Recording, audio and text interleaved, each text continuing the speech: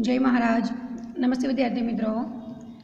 हम भी बने महान इकाई में जो प्रसंग हैं वे सारे प्रसंग देखे और समझे। अब हम उनका अभ्यास करेंगे। प्रश्न 1, निम्नलिखित प्रश्नों के उत्तर दीजिए। 1, बच्चे को बचाने में देरी होती तो क्या होता। मित्रों, कर्तव्य प्रसंग हमने सुना, उसमें अगर बच्चे को बचाने में थोड़ी सी भी देरी हो जाती तो क्या होता। तो बच्चे को बचाने में देरी होती तो वह सामने से आ रही मोटर के नीचे आ जाता, यानी कि उसकी जान को भारी नुकसान होता। दूसरों की जान बचाना हमारा कर्तव्य है। आप और किन बातों को अपना कर्तव्य समझते हैं? तो किसी को दुख पहुंचाना, बड़ों का सम्मान करना, देश की सेवा करना, अनुशासन का पालन करना, कभी किसी को धोखा न देना, किसी के साथ विश्वासघात न करना, अन्याय को सहन न करना, ये सारी बातों को मैं अपना कर्तव्य समझता हूँ। 3, मुख्य अतिथि को द्वार पर ही रोक देना सही था, क्यों? तो समारोह में प्रवेश उन्हीं को दिया जाता था जिनके पास निमंत्रण पत्र हो, और मुख्य अतिथि भले ही सम्मानीय व्यक्ति थे परंतु उनके पास निमंत्रण पत्र नहीं था, इसीलिए नियम के अनुसार उन्हें द्वार पर रोक देना ही सही था।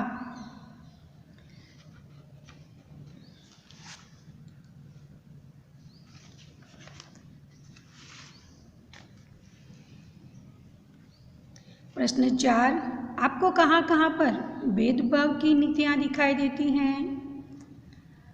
तो हमारा समाज भेदभाव की नीति से अब भी मुक्त नहीं हो पाया है। परिवार में बेटा बेटी का, समाज में गरीब अमीर का भेदभाव, ऊंच नीच का भेदभाव, जाति पाति का भेदभाव हमें दिखाई देता है।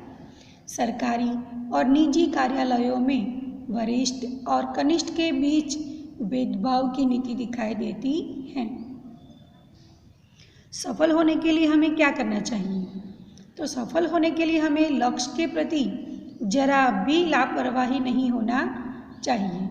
लक्ष्य को पाने के लिए लगातार अभ्यास यानी कि परिश्रम, मेहनत करनी चाहिए।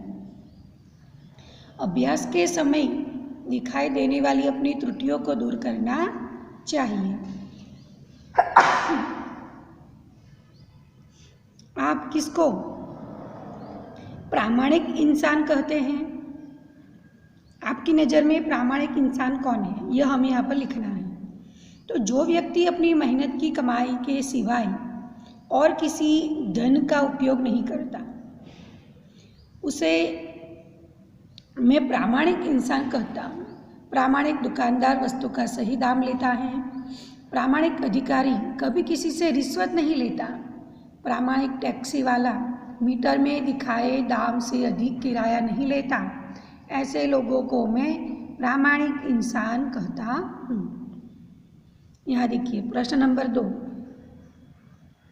आपने कोई घटना या प्रसंग सुना हो या पढ़ा हो, उसे कक्षा में कहिए।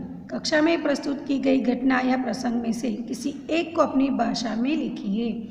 यानी मित्रों, आप सभी जो कहानी कक्षा में बोलते हैं उनमें से आपको जो कहानी अच्छी लगी है उसे अपनी कॉपी में अच्छे अक्षरों से लिखनी है। कोई भी घटना या प्रसंग आपको लिखना है। तो रायगढ़ शिवाजी की राजधानी थी। शिवाजी भी रायगढ़ के किले में रहते थे। किले का यह नियम था कि फाटक सूर्योदय होने पर खुलता था और सूर्यास्त होने पर बंद हो जाता था। बंद फाटक सूर्योदय होने के पहले कभी नहीं खोला जा सकता था। इस नियम का पूरी सख्ती से पालन किया जाता था।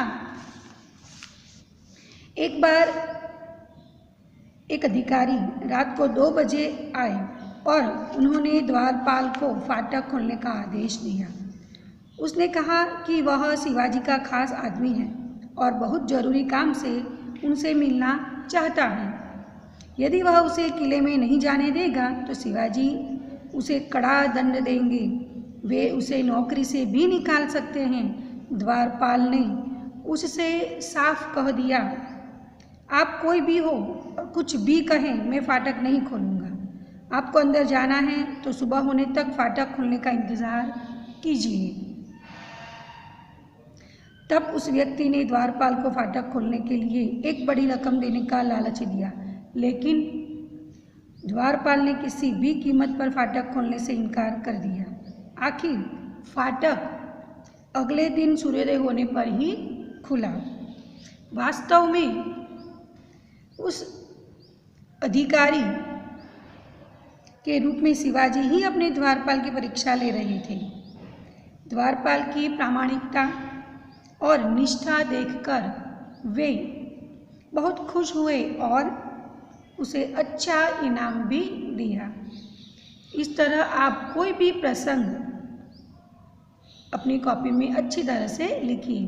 प्रश्न नंबर 3, चर्चा कीजिए। मित्रों, यहाँ चर्चा करनी है हमें कि यदि पक्षी बोल पाते तो पेड़ों की कटाई के विषय में वे आपस में क्या बातें करते, बराबर, आपसे क्या कहते हैं। तो कुछ पक्षी मुझे पेड़ काटते देखकर कह रहे थे, कौवा कहता है, अरे भाई, तुम यह पेड़ क्यों काट रहे हो, यह पेड़ तो हमारा आश्रय स्थान है। कोयल, इसकी हरियाली देखकर प्रसन्नता के मारे मैं कूकने लगती हूँ। तोता, इसी पेड़ की डालों पर मेरा बचपन बीता है, कृपा कर इसे मत काटिए।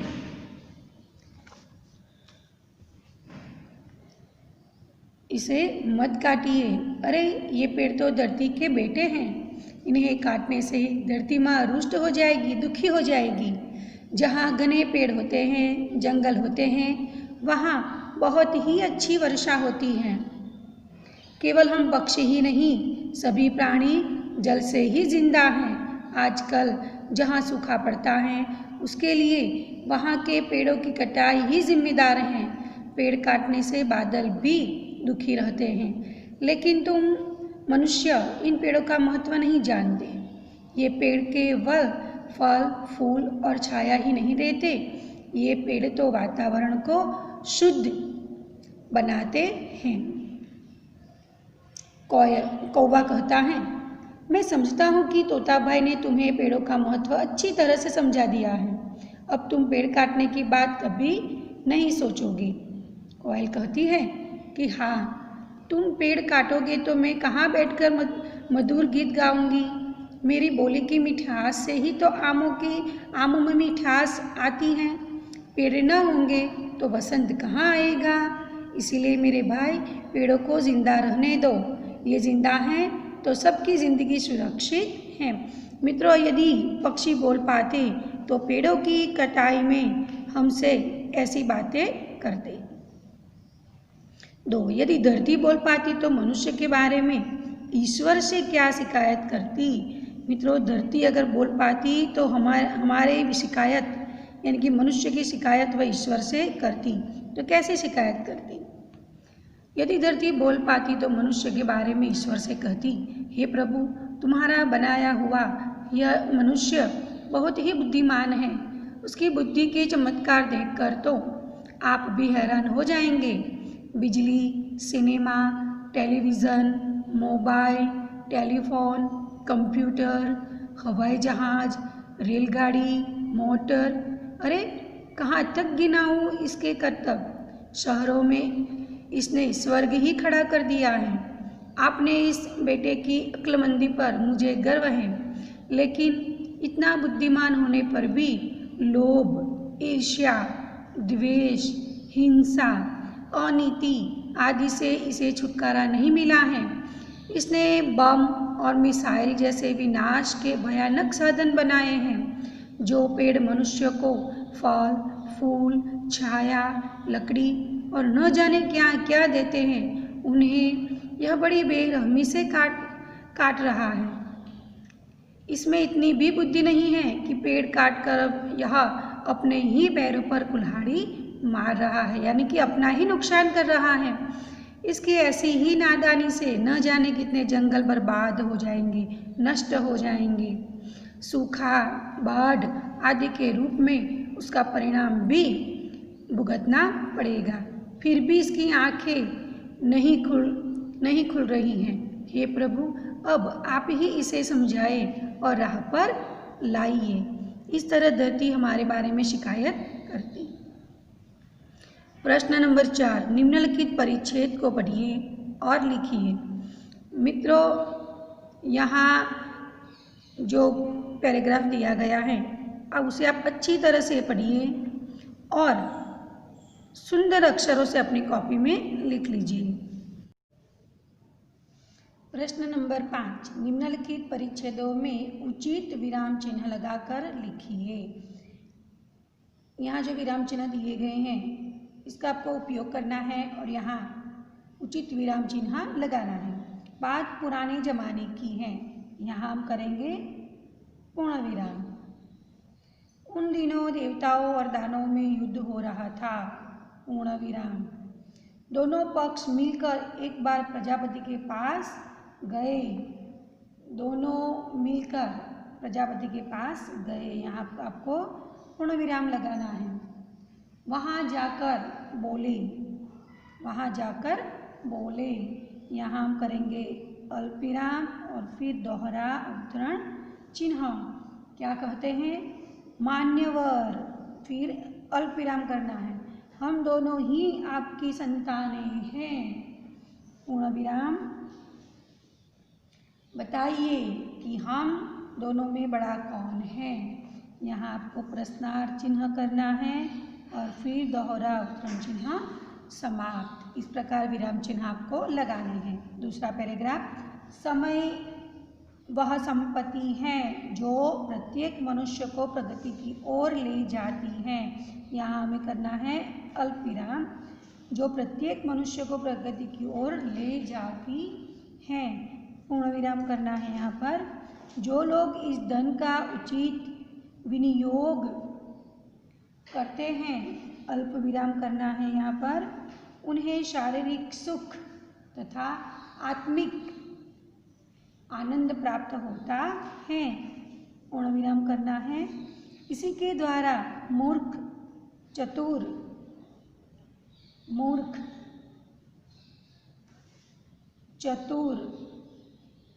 अल्पविराम करना है। निर्धन अल्पविराम, धनवान और अज्ञानी ज्ञानी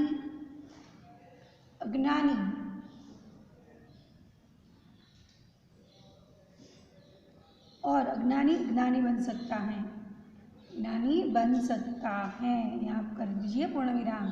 संतोष या सुख मनुष्य को तब तक प्राप्त नहीं होते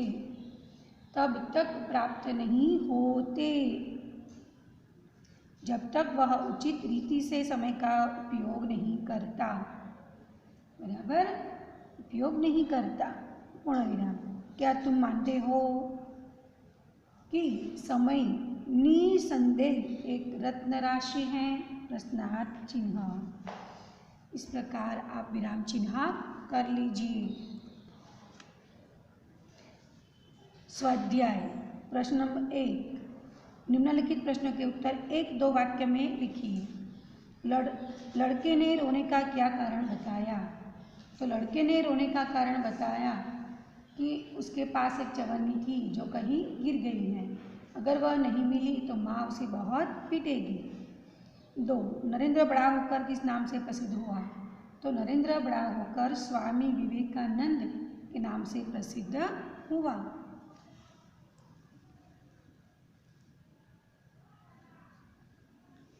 3, इस प्रसंग में नरेंद्र में कौन कौन से गुण नजर आते हैं? तो इस प्रसंग में हमें पता चलता है कि नरेंद्र वस्तु की अपेक्षा व्यक्ति को अधिक महत्व देता है। उसकी दृष्टि में मानवता का स्थान सबसे ऊंचा था। 4, द्वार पर रानड़े को देखकर स्वागत समिति के सदस्यों ने क्या किया?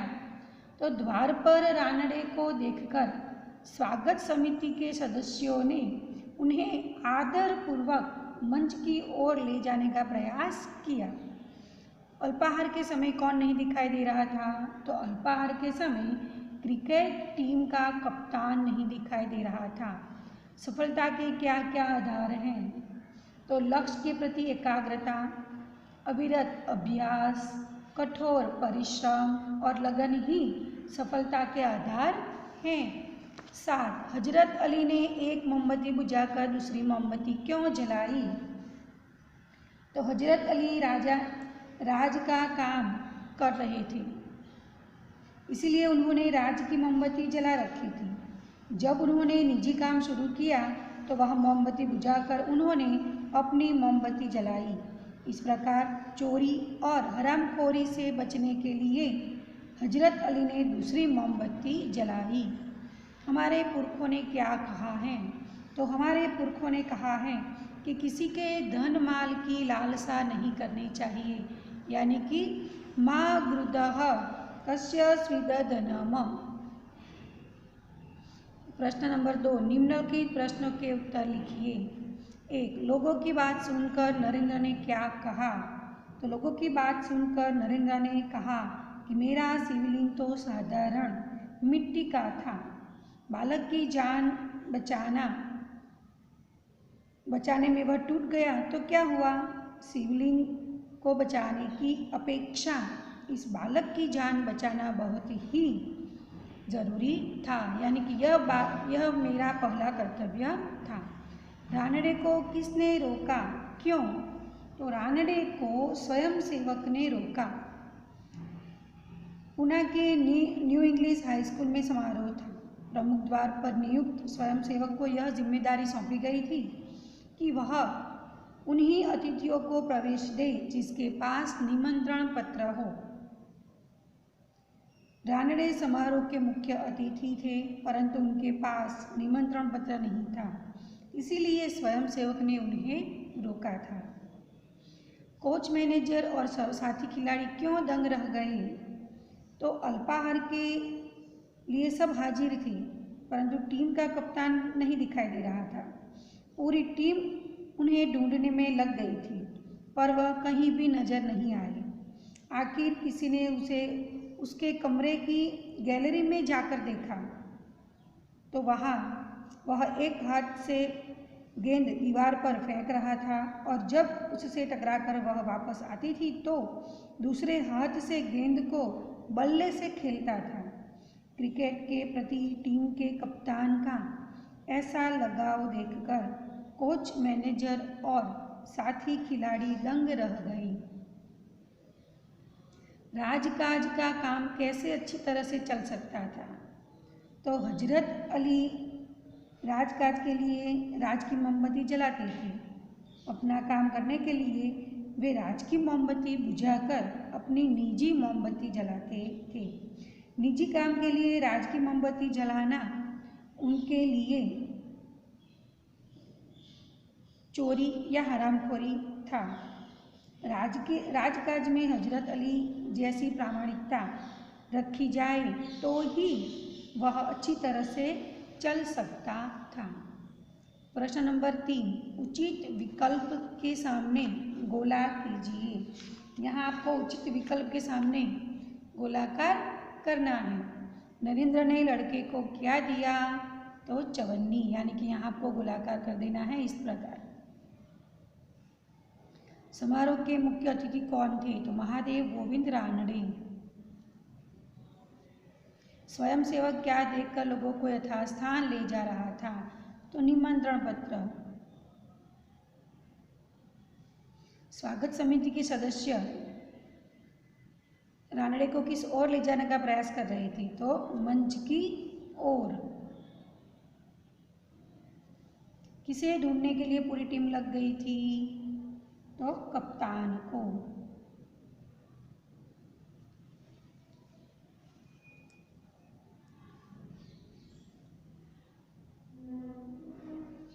कप्तान को ढूंढने में पूरी टीम लग गई थी।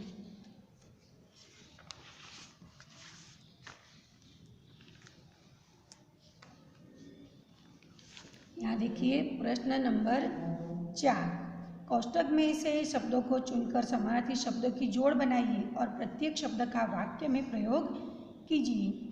यहाँ जो शब्द दिए गए हैं उनमें समानार्थी शब्द हमें खोजने हैं। पहला शब्द है कामयाबी, तो उसका समानार्थी अर्थ है सफलता। इन दोनों शब्दों के वाक्य प्रयोग हमें करने हैं, जैसे कि इस बार परीक्षा में अच्छी कामयाबी मिली, सफलता। इस बार मुझे परीक्षा में सफलता मिली। इस प्रकार दोनों शब्दों के वाक्य प्रयोग आपको करने हैं। दूसरा शब्द है ख्याल। ख्याल का अर्थ है विचार। यहाँ पर है, देखो, विचार। आपका ख्याल अच्छा है, आपका विचार अच्छा है। तीसरा शब्द है नुकसान। नुकसान का समानार्थी अर्थ है हानि। राजू को नुकसान हुआ, हानि। राजू को धंधे में हानि हुई। फिर है प्रसिद्ध। प्रसिद्ध का समानार्थी अर्थ है विख्यात।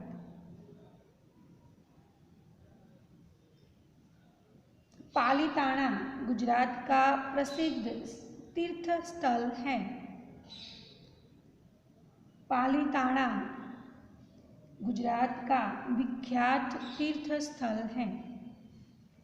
जांच। जांच का अर्थ है परीक्षण। पिताजी हिसाब किताब की जांच कर रहे हैं।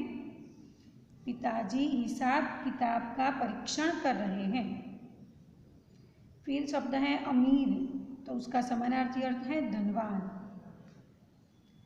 वह गांव का सबसे बड़ा अमीर है, वह गांव का सबसे बड़ा धनवान है। इस प्रकार सभी शब्द के समानार्थी अर्थ लिखिए और वाक्य प्रयोग कीजिए। पूरा स्वाध्याय अभ्यास अच्छी तरह से अपनी कॉपी में कर लीजिए। जय महाराज। मित्रों, हमने पहली इकाई में विशेषण के कुछ प्रकार की समझ प्राप्त की थी। विशेषण के अन्य प्रकार भी है, आइए उसके बारे में भी जानकारी प्राप्त करें। अब इन वाक्यों को पढ़िए। भाषा सज्जता। निम्नलिखित वाक्यों को पढ़िए। 1. राधा ने 2 लीटर तेल मंगवाया है। 2. किशन ने 50 ग्राम इलायची खरीदी। 3. राहुल थोड़ी चीनी लेकर आया। 4. पिताजी बाजार से कुछ सब्जियां लाए। समझूती। यहां पर आपने देखा कि जिन शब्दों को रेखांकित किया गया है वे शब्द नाप तोल का बोध कराते हैं, जैसे कि 2 लीटर, 50 ग्राम, थोड़ी, कुछ। जो शब्द किसी वस्तु के नाप तोल को दर्शाते हैं उसे परिमाणवाचक विशेषण कहते हैं। इन वाक्यों को पढ़िए। निम्नलिखित वाक्यों को पढ़िए। 1. मेरा काम पूरा हो गया। 2. वह आदमी जा रहा है। 3. यह घोड़ा है। 4. मुझे कोई किताब दे दीजिए। 5. ये लोग कौन थे? समझूती। यहां हम देख सकते हैं कि जो रेखांकित शब्द है वे सर्वनाम है। यहां पर ये शब्द संज्ञा की विशेषता बताते हैं। जब सर्वनाम किसी संज्ञा की विशेषता बताता है तब उसे सार्वनामिक विशेषण कहते हैं।